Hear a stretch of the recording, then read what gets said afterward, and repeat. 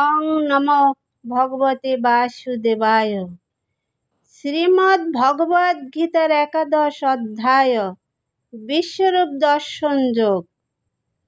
আজকে আমি 8 নম্বর শ্লোক পাঠ করব। নত মাম সক্কশে দৃষ্টম অনেন এব সচক্ষুষা দিব্যম দদামিতে চক্ষু পশ্যমে যোগমৈশ্বরম। অনুবাদ: ভগবান শ্রীকৃষ্ণ অর্জুনকে বলেছেন, তোমার বর্তমান চক্ষুর দ্বারা আমাকে দর্শন করতে পারবে না।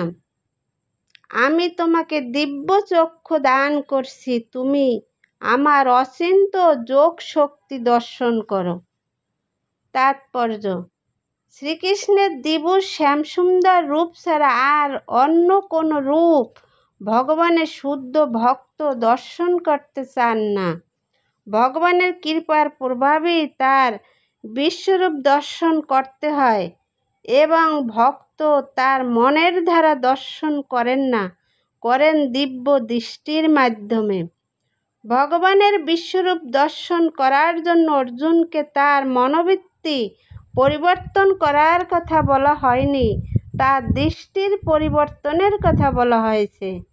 শ্রীকৃষ্ণের বিশ্বরূপ তেমন গুরুত্বপূর্ণ নয়, সেই কথা পরবর্তী শ্লোকে স্পষ্টভাবে বর্ণনা করা হয়েছে। তবুও অর্জুন যেহেতু তা দেখতে চেয়েছেন, তাই ভগবান তার সেই রূপ দর্শনের জন্য সে দিব্য চক্ষুর প্রয়োজন তা তাকে দান করেছিলেন। যে সমস্ত ভগবত ভক্ত শ্রীকৃষ্ণের সঙ্গে অপ্রকৃত সম্পর্কে যুক্ত হয়েছেন, তারা ভগবানের ঐশ্বর্যের দ্বারা আকৃষ্ট না হয়ে ভগবানের প্রেমময় মাধুর্য দ্বারা আকৃষ্ট হন। শ্রীকৃষ্ণের সমস্ত সখা, বান্ধবী, পিতামাতা তারা কেউই শ্রীকৃষ্ণের তার ঐশ্বর্য প্রদর্শন করতে বলেন না। তারা শুদ্ধ ভগবত প্রেমে এতই মগ্ন যে শ্রীকৃষ্ণ যে পরম পুরুষোত্তম ভগবান তাও তারা জানেন না। মাধুর্যমণ্ডিত প্রেমের বিনিময়ের ফলে তারা ভুলে যান যে শ্রীকৃষ্ণ হচ্ছেন পরমেশ্বর ভগবান। শ্রীমদ্ ভগবতে বর্ণনা করা হয়েছে যে যে সমস্ত বালকেরা শ্রীকৃষ্ণের সঙ্গে খেলা করেন তারা সকলেই অত্যন্ত পুণ্যবান আত্মা এবং বহু জন্ম জন্মান্তরের তপস্যার ফলে তারা ভগবানের সঙ্গে খেলা করবার সৌভাগ্য অর্জন করেছেন। এই সমস্ত বালকেরা জানে না যে শ্রীকৃষ্ণ হচ্ছেন পরম পুরুষোত্তম ভগবান। তারা শ্রীকৃষ্ণকে তাদের খেলার সাথী, এক অতি অন্তরঙ্গ বন্ধু বলে মনে করেন। তাই সুখদেব গোস্বামী বলেছেন, ইনিই হচ্ছেন পরম পুরুষ, যাকে মহান মুনি ঋষিরা নির্বিশেষে ব্রহ্মরূপে জানেন, ভগবানের ভক্তরা ভগবান রূপে জানেন এবং সাধারণ মানুষেরা জড়া প্রকৃতির সৃষ্টি বলেই মনে করেন। এখন এই বালকেরা তাদের পূর্বজন্মে বহু পুণ্যকর্মের ফলে পরম পুরুষোত্তম ভগবানের সঙ্গে খেলা করছেন।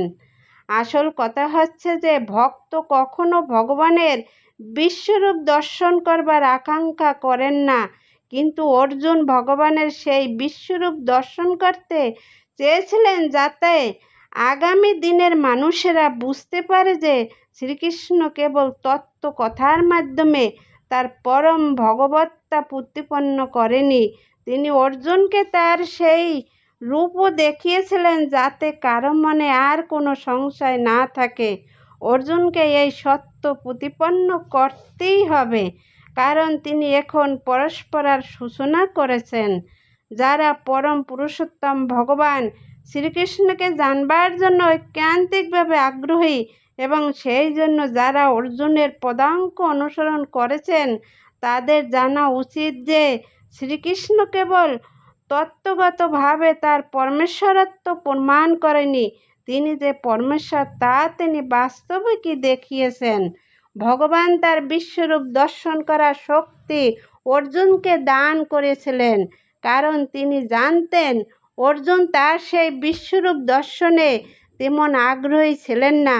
সেই কথা পূর্বেই ব্যাখ্যা করা হয়েছে। জয় গীতা, হরে কৃষ্ণ। ভিডিওটি ভালো লাগলে কমেন্টে জয় শ্রীকৃষ্ণ লিখতে ভুলবেন না।